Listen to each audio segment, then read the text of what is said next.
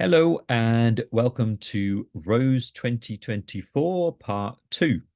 The first one was It's All About Love, and Part 2 is It's All About Love and Money. Now, when I was creating the presentation, what I realized is that money needed its own video, its own space. So here is a part 2 of that. And just to recap, how we get to Rose and 2024 is in Colour PsychoDynamics, we take the numbers of the year, and treat them as single digits, and we use the system of Pythagoras, and we use 2 plus 2, which is 4, plus 4, which is 8, and in our system, 8 comes out as Rose. And from that, we then can see how you can use the energy of the color and the influence collectively, and how we can use that to help ourselves and all the people that we come into contact with. So, with this in mind, let's start the presentation.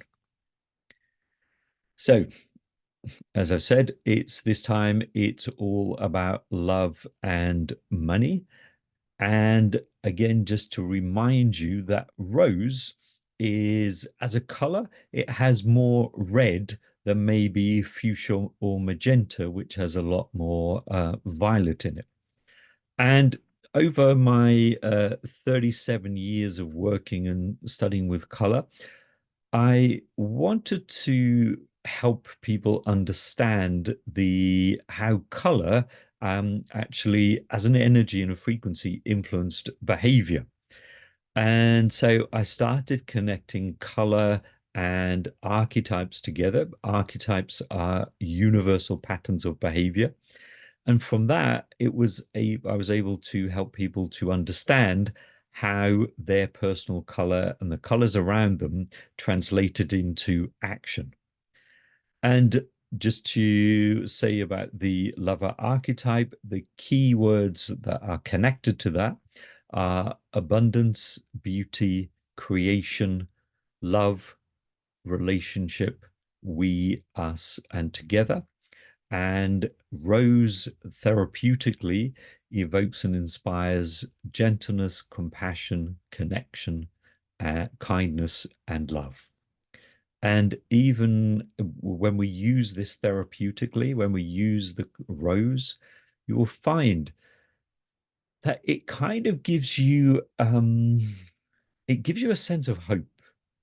It gives you a sense of, I don't know how, but I know everything will be okay in the end.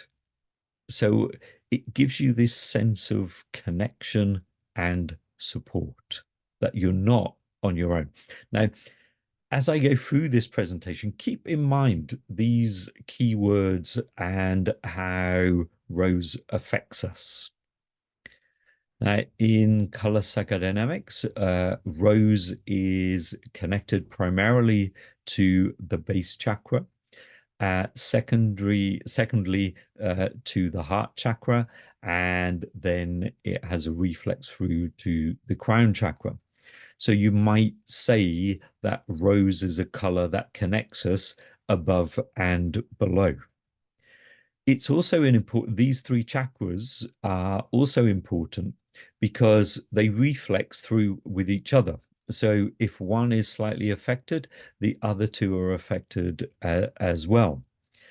Equally, why it's important in color psychodynamics is because we have this belief that we're all born for a reason. We all come with, let's say, a big story to tell, and this story is uniquely ours. No, it's almost like with the main protagonist, and the blueprint for that story is in the crown chakra, the heart chakra, and the base chakra.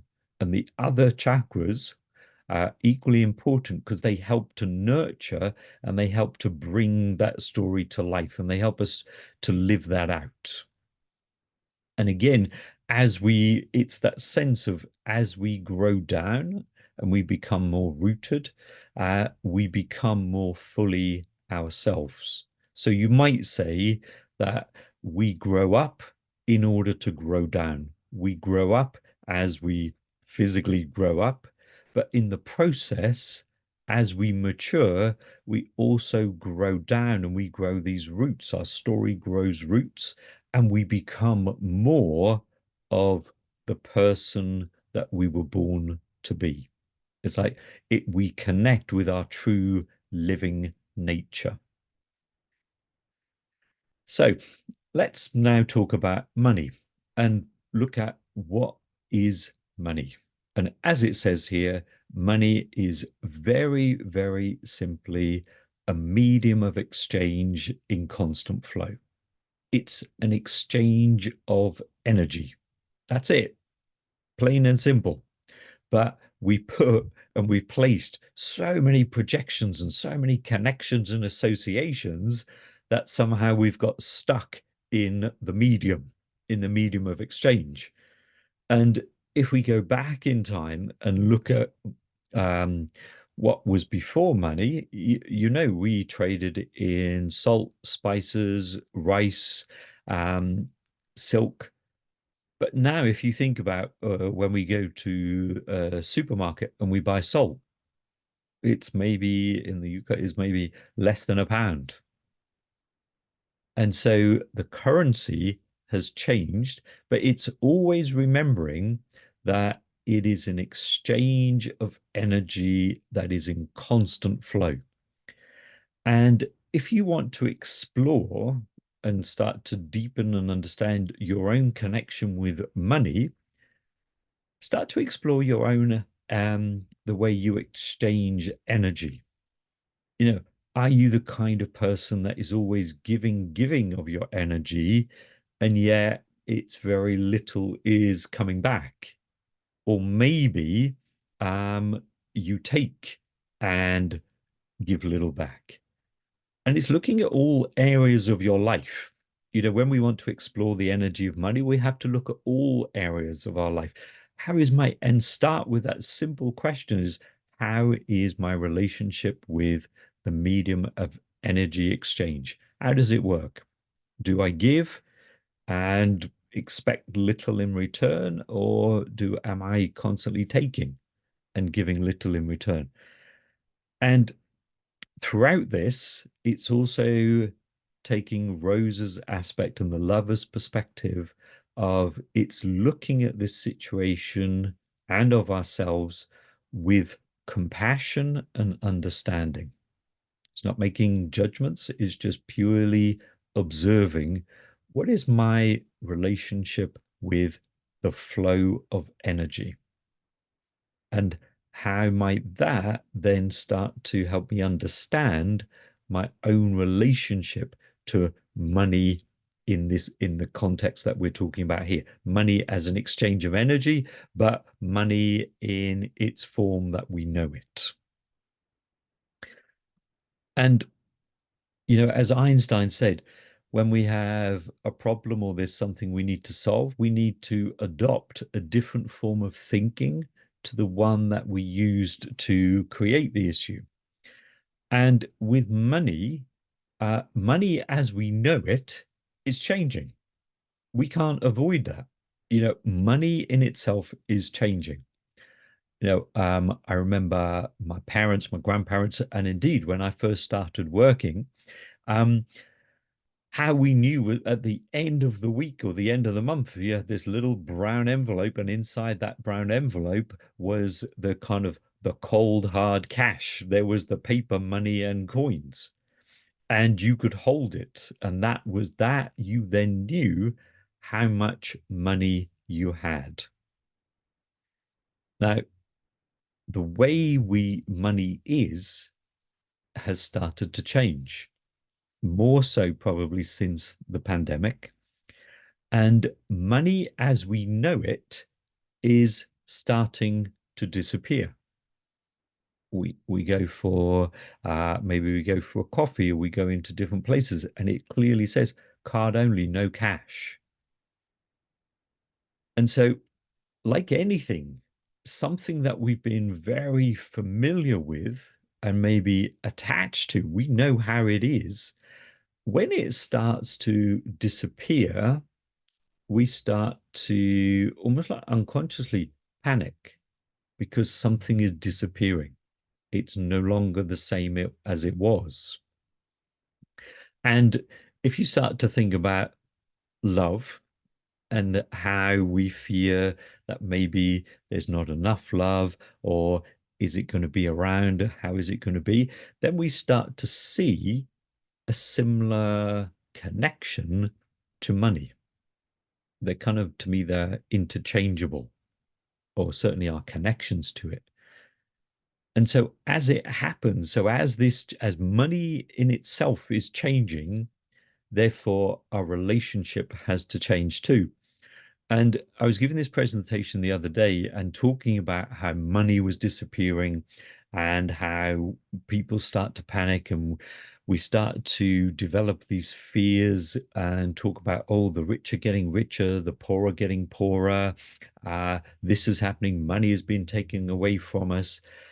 And I started to wonder, is when money as we know it came into being, I wonder if people who were trading in things like salt, rice, spices, I wonder if they started to panic too. And they go, oh, it's disappearing. This currency, this energy of exchange, this strange stuff, which is paper and coins, is starting to replace. Um, I wonder how they felt about it as things started to change. So interesting because now, our money is based on a screen. There's just these series of numbers on a screen that can either make you deliriously happy or can make you panic. And I kind of think Pythagoras, who gave so much emphasis to numbers, I think he's probably waxing lyrical and dancing around and saying, see, I told you how important numbers were, because now instead of the paper stuff, we're looking at a series of numbers on a screen. But like I said, as as was who Einstein said, I need forgot his name for a moment. As Einstein said, we need to adopt a different form of thinking. We need to change and adapt. No, not adapt. We need to change and our relationship to money. And we can start doing that. Well, first of all, by looking at what kind of beliefs do we actually buy into. We have to look on whether it's the news, whether it's social media, all different types of social media, and we can find things which are talking about how money is getting less, how people are being taken advantage of, and when we get caught up in that collective, I mean, that collective is always around us, but it's, do we choose to play on words here purposefully, buy into that? Because when we buy into something, we are doing an energy exchange. And as you know, that when we buy into a belief, it becomes our lived experience. If I believe there is a lack and things are being taken from me, then I will see the environment around me, which proves that to be true. Now, with Rose and the lover archetype, you have to ask yourself, are they in alignment with abundance, beauty, creation, love, relationship? And is it in flow with money is a medium of exchange and constant flow? You know, and this, if you're buying into this and getting caught up in this, how does that affect your story? And maybe it is part of your story to bring that into awareness. But if it's not, are you getting caught up in someone else's story, someone else's fears? And does it keep you in alignment with your own process. Now, it's not about, in a way, you might say it's being selfish, but selfish in order to be the best you can be. And when we are the best we can be, we help the evolution of humankind. Everyone benefits. When I become fully myself, and it's a process of evolution, we grow into ourselves. As I do that, then that has a ripple effect to all those I come into contact with and beyond. And so it is with you. So, because there's so much, let's say, in some ways, people say we're more connected now. But as I said in the previous video, um, there's more people who say they feel disconnected and more alone. Now, are they feeling alone because they are actually disconnected from their own story? And this is where rose, as a therapeutic color, as a color, an energy, and a frequency, it reminds us of the as above, so below. You know, in my crown chakra, here is that imprint, the blueprint of who I was born to be. And I bring that down into my heart chakra.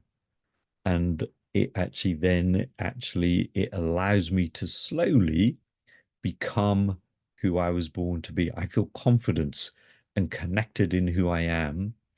And as that energy flows down, then I become very grounded and rooted in who I am. And then that starts to become my very own lived experience. Now, when we block off from all of that, one of the shadow sides of the lover is the competitor. Now, there's nothing wrong with healthy competition, nothing at all, you know. But the competitor is when it's at all costs, no matter what. Don't care who I step on, how I get there, what means I use to get there, but I will get there. And I will win, and I will have more than you. And I don't want you to have it because I have it. I want it all. And when that think of the lover, think of the energy, which is about connection, we, us, together. This is very solitary and quite lonely, because this type of energy actually comes from a deep sense of inadequacy. Something is missing. There's an emptiness on the inside. And envy, and when I'm in that competitor mode, that very unhealthy competitive mode, that envy is when I look around, all I see is everything that everyone else has got, but I don't have. And if I get it, I will get it, but I don't want you to have it. So I will almost like hoard. I will connect to it and have it, and I will hoard it and hold on to it. And I don't want to share it, which is, again, totally the opposite to the lover archetype, which is also about love, connection, we, us, together. So just think about, and envy is quite different to jealousy. A simple form of jealousy is maybe there's a friend going on holiday and I might say, oh, I'm so jealous, I wish I was going too. It means I wish I was going, but I want you to have a great time. Envy says, I want to go, I should be going, and you shouldn't. And I believe somewhere deep inside that I will never be able to go because there is something missing within me. And so the competitor is driven by this emptiness, whereas the lover is full. Like I said, maybe I'm in a difficult situation and I have no idea how I'm going to get out of it. But Rose and the lover says everything will be okay. Something will come, there'll be a hope, there'll be an inspiration that will come, which will start to change and make things better because I feel connected. Now, if I'm not in that competitive mode, then I will be in the sense of uh almost like a sense of how can I fit in?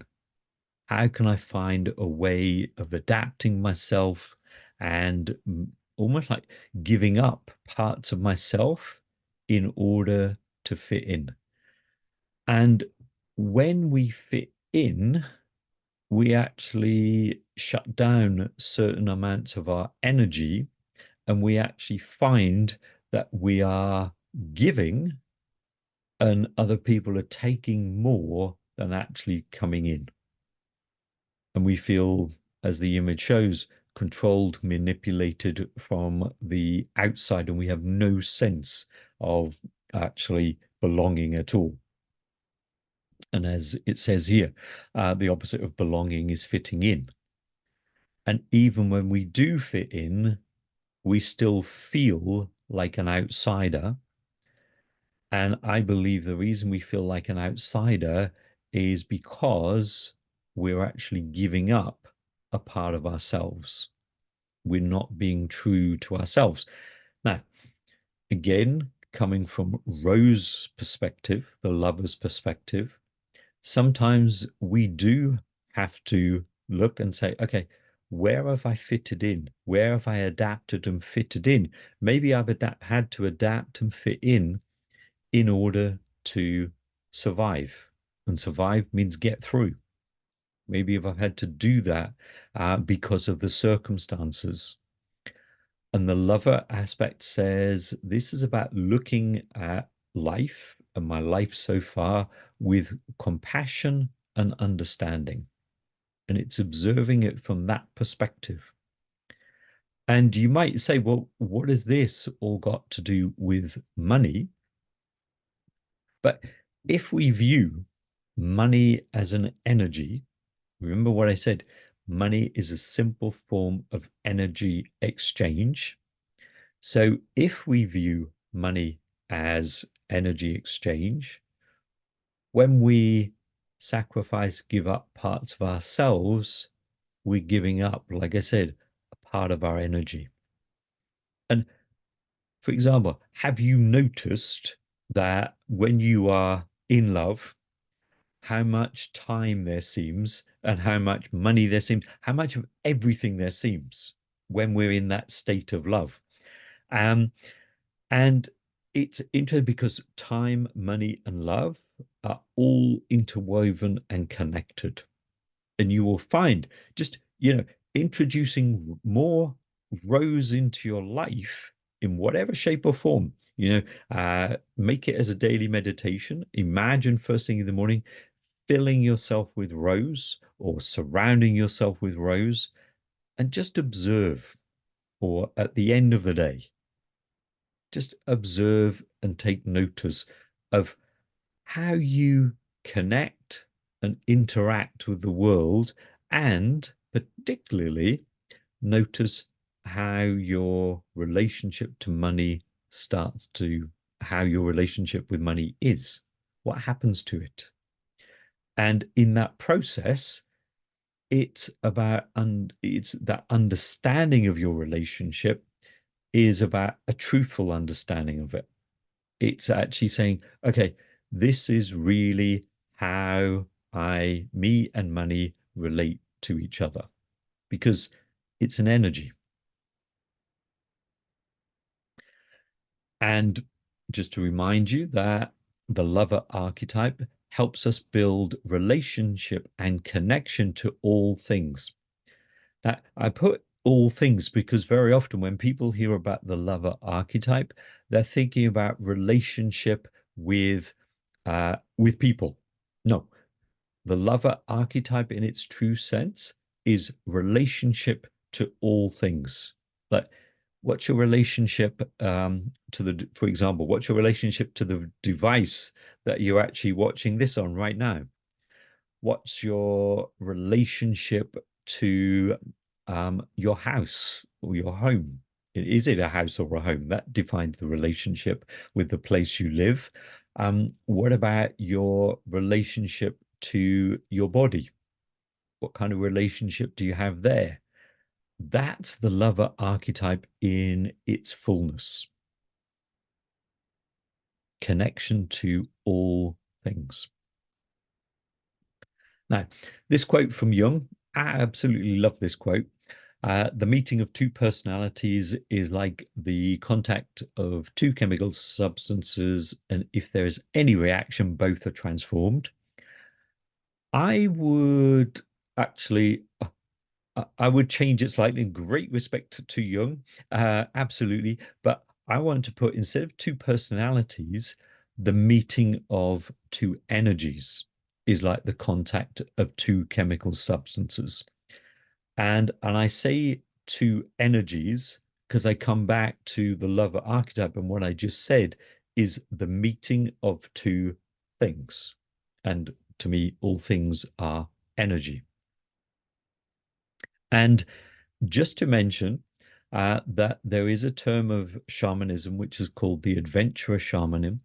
Um, and in adventurer shamanism, this is where they work with actually looking at the effect of when you bring two things together or two things come into contact.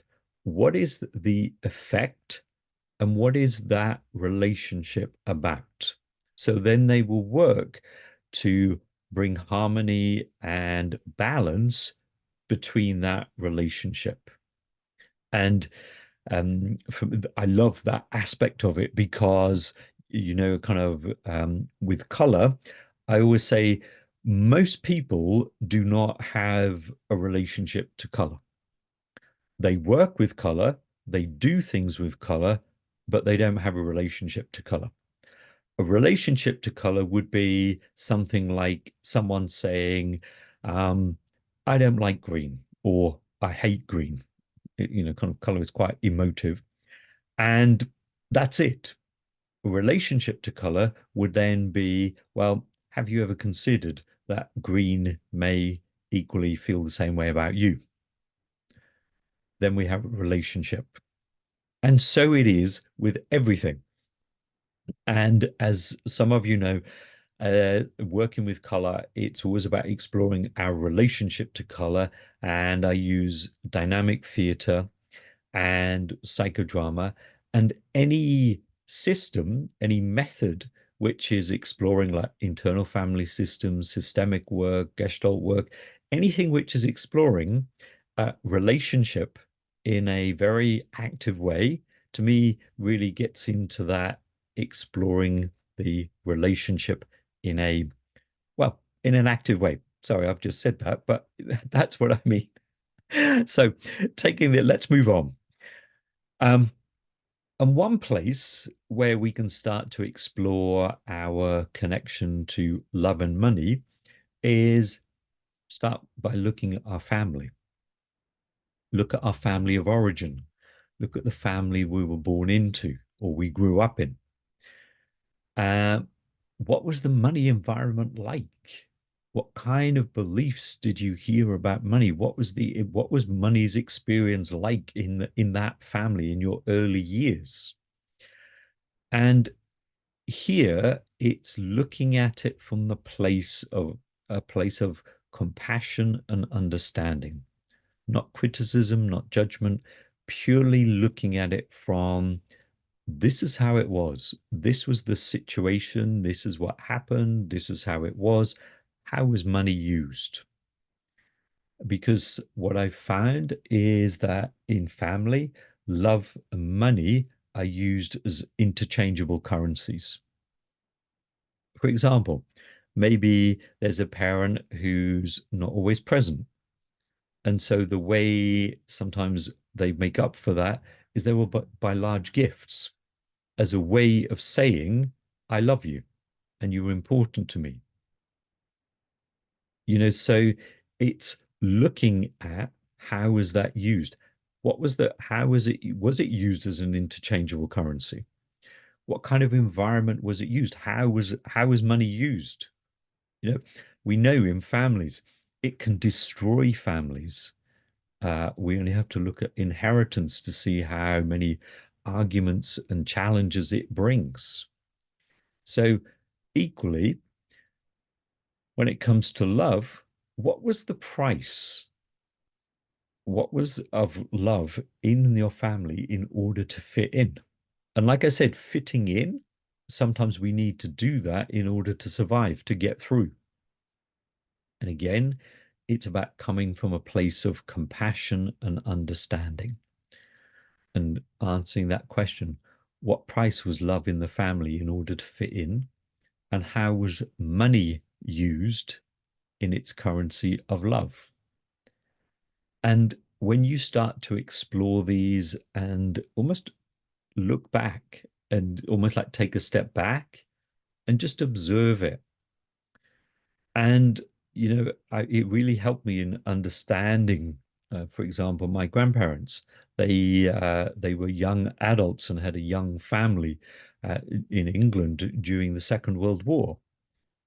And it made total in understanding that and imagining how it would be to step into their shoes, either my grandmother or my grandfather, and to step into their shoes and look at the world through their eyes, to understand the choices and the responses that they made based on those situations. Because sometimes we can look back and say, oh, well, they did this and they did that. But we're viewing it from our perspective and our life experience. Whereas if in that space of compassion, we can say, how was it for them? What if I stepped into their shoes and looked through their eyes based on their experience? And as we do that, so we start to change our connection and our relationship between love and money.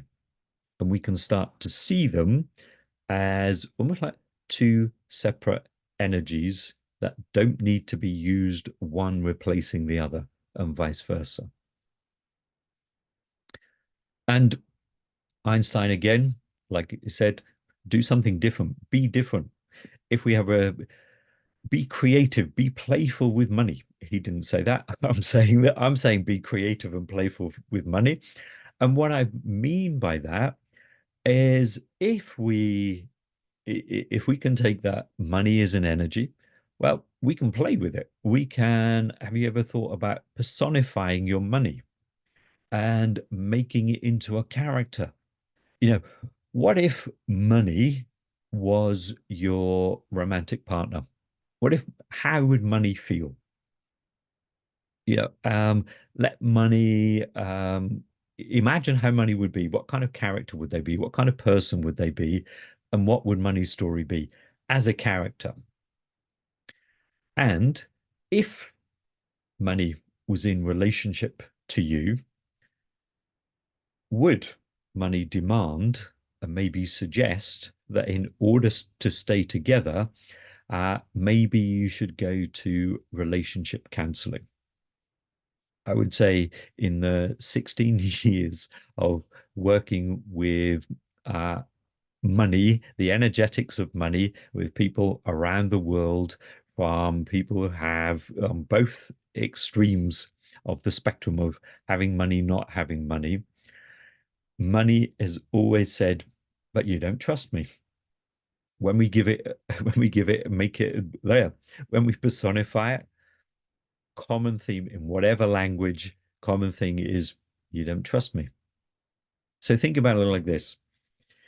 If you had a partner who was every time you said, I'm going out, when are you coming back? How long are you going for? And when you do come back, what about if they held on to you tightly and they didn't want to let you go and they didn't trust you? you would probably think, not sure about this relationship. That's how sometimes we treat money. We don't trust it. We get possessive of it. We want to hold on to it. We don't want to let it go. And is it in flow? Come back to the thing. Money is an exchange of energy in constant flow. Now, if you can't personify it as a person, think about it as an animal. I remember some years ago of working with a very successful businessman. And so by on the surface and on the outside, you would say, well, what is this? But he was terrified of money. And understand, I think understandably so, when instead of when we personified, or when he personified his money, it wasn't a person, but it was an incredibly angry and aggressive mother bear. And the key point is mother bear, because when he created a dialogue, what she told him, now bear in mind, this is his money, but in this shape and form, she told him that the reason she was so aggressive and was and ferocious is because she was protecting a part of him that he'd given up on in order to fit in to what his family thought and told him he should be doing with his life. Very successful at what he should be doing, but she was protecting the part of him, another more, let's say, coming back to part of who his story truly was. And so money was actually helping him in that image. That fear was actually, it turned out that she was helping him to become more fully himself, or back to his original nature. And he, over a period of time, he did change his business and started coming into who he was, what he truly wanted to do. A few challenges along the way, but money actually transformed. She still stayed as a bear, but she was no longer aggressive and ferocious, only when he maybe sort of went down. And so he learned that money was incredibly a great ally and partner to him. So you might wonder, you know, if you were to think of money as a partner, who would they be? What would their character be?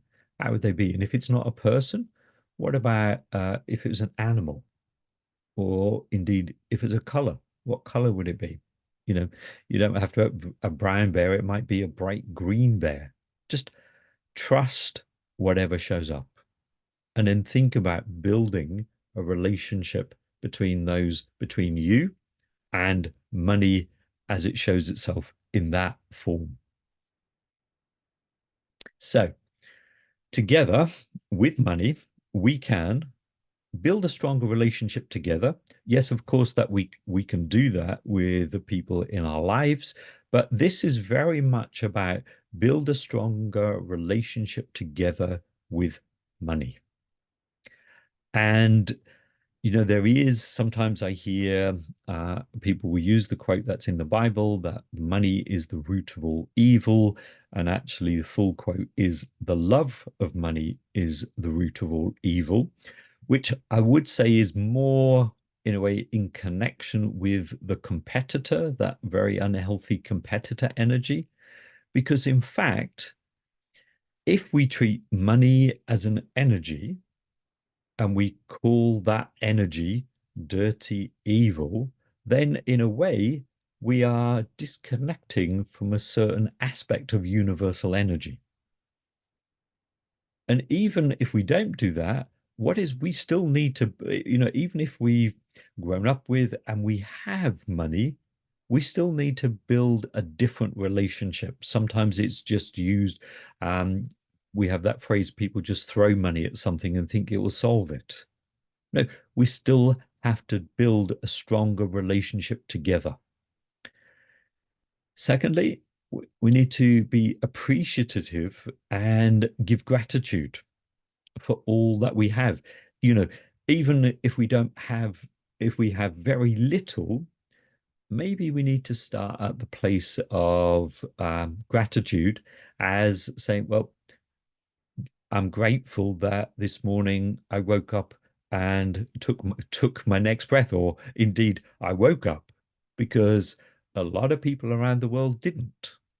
So sometimes we can be appreciative and gratitude with the most basic of things, because Rose and the lover archetype is abundance. Everything is full. But if we look from what's missing, and I'm sure you've probably heard this time and time again, but if we more look around and see what we don't have, then that's we will only see more of that. So part of our building our a different relationship with money and love is about appreciation and gratitude. And thirdly, be kinder and listen to each other. And that, yes, of course, again, with the people we have in our life, but be kinder and listen to each other. That's with money. Be kinder and listen to what money is trying to tell you in the way that it is at this moment in time. And fourthly, continue to develop the relationship you have with your life path color. Now, if you don't know what your life path color is, you can go to my website, which is listed there, which is colourforlife.com. What color are you? And there you can find your life path color.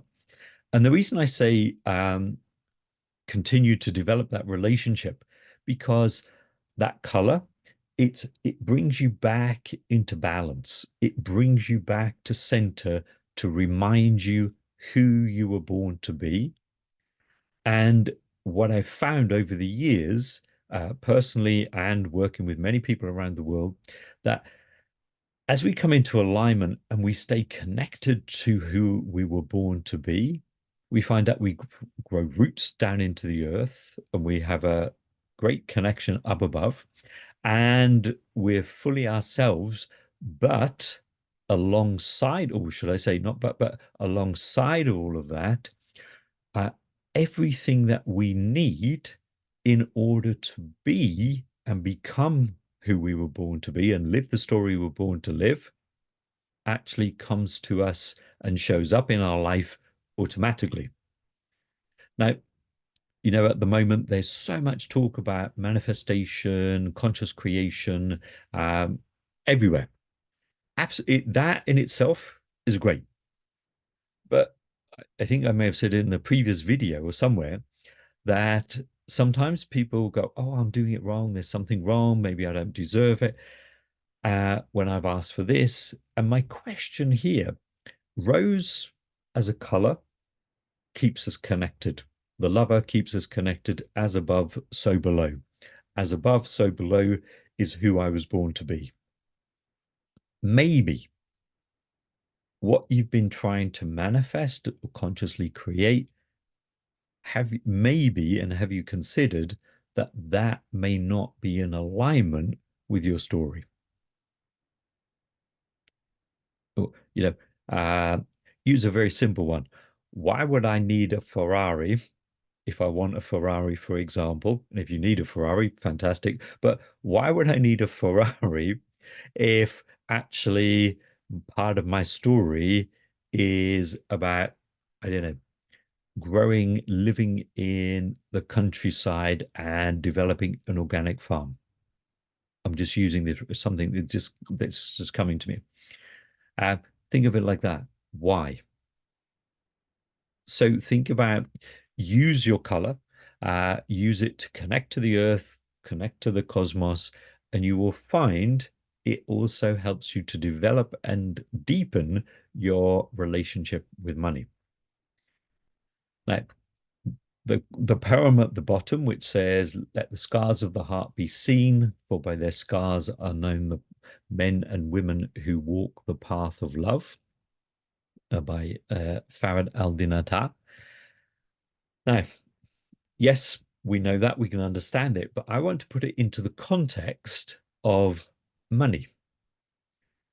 Let the scars of the heart be seen means be honest, even just for yourself, about your relationship with money and how you've treated it, worked with it, used it in the past. You know, the lover's aspect is with compassion and understanding. That's let the scars be seen.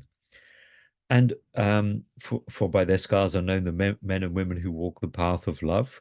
Because as Louise Hay, the author of You Can Heal Your Life, as she said, it's much easier nowadays to teach a workshop on sex than it is on money.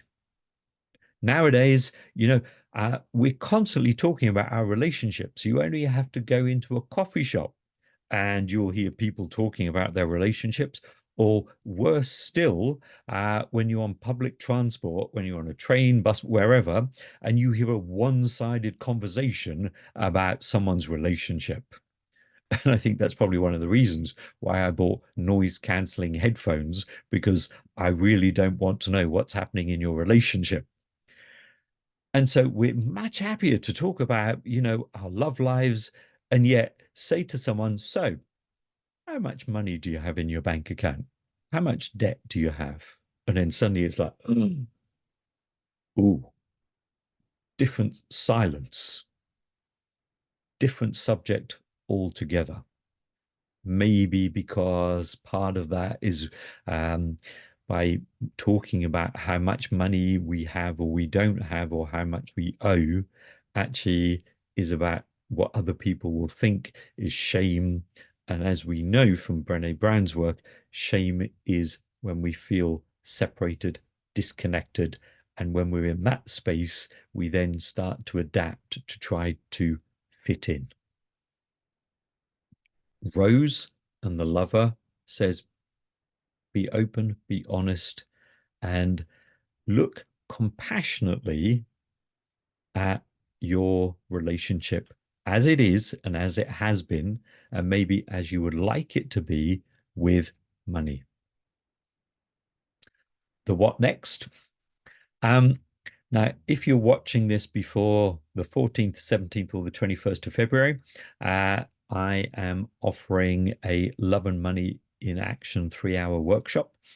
And it will be about exploring all the things that I've talked about in this video.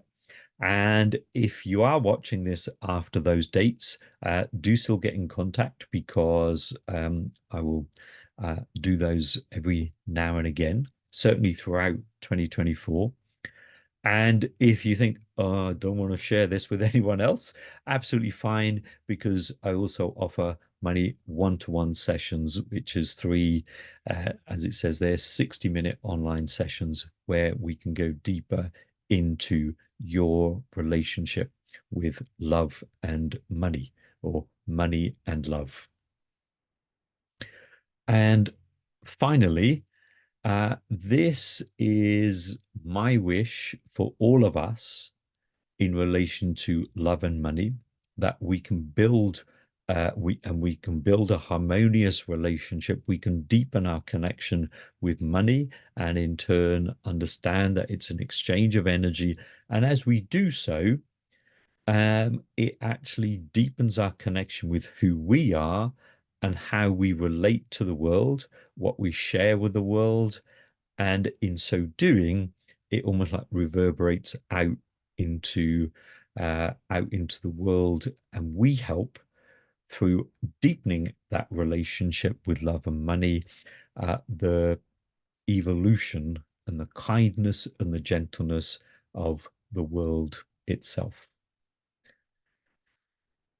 So I'll stop sharing and say thank you very, very much for watching. I hope you have found this helpful and insightful into understanding your own connection with love and money. And certainly it helps you to actually live a much more connected life of as above, so below. So Thank you very much, and look forward to seeing you, connecting with you some form or another, another time. Thank you. Bye bye.